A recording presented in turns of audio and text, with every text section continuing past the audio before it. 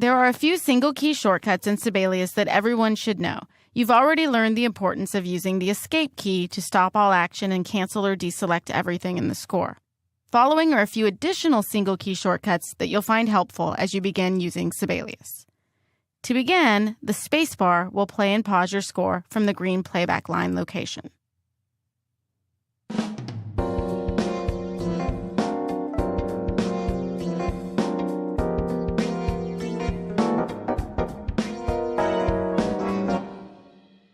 Many more playback features will be discussed later in this course, but at least for now, you can play your score if you'd like to.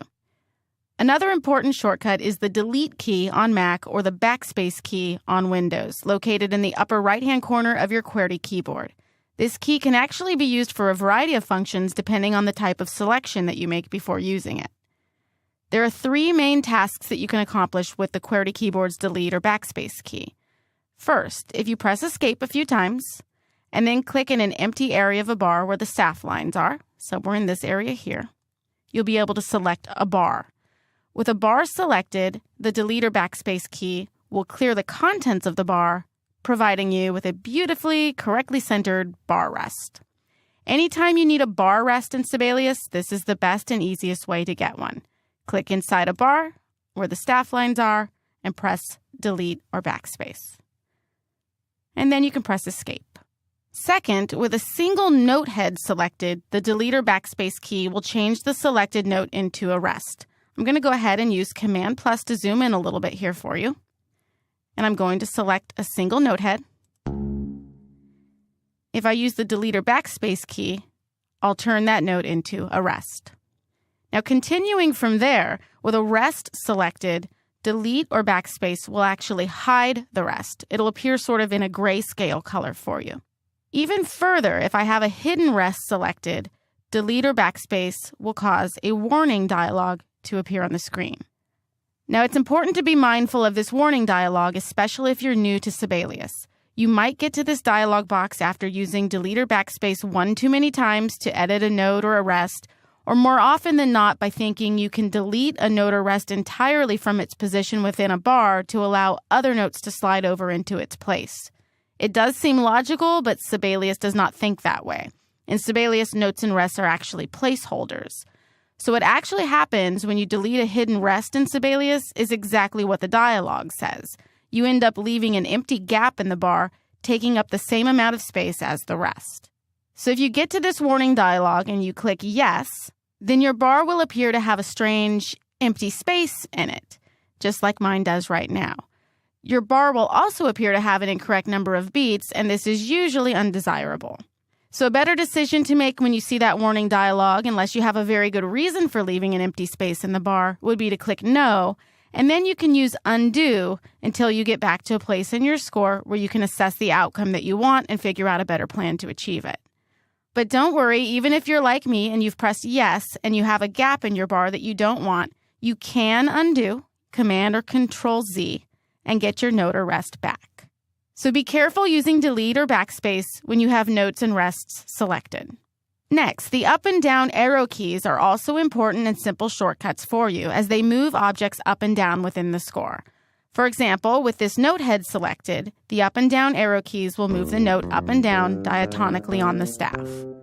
Now, diatonically means that you're within the key signature. So if I select an altered note and start to move it with my arrow keys, you'll notice that that accidental will go away. You can always undo to get that accidental back, or you'll eventually be able to edit the accidental back in. Now, a question I often get at this point is, how do I move my notes up and down by an octave? And I'm glad you've asked, because remember, Command or Control does more. So with a note head selected, holding Command and using the arrow up gives you the octave above that, and Command or Control on Windows. With the arrow down gives you the octave below. And you can do this with one note selected or even a whole bar of notes selected. Moves them all at once. And the arrow keys aren't limited to note heads. I'm going to go ahead and hit Escape. You can select anything in the score, even text, and move that up and down with your arrow keys as well. And check this out. If I use Command arrow up and down I'll be able to move that object a little bit further.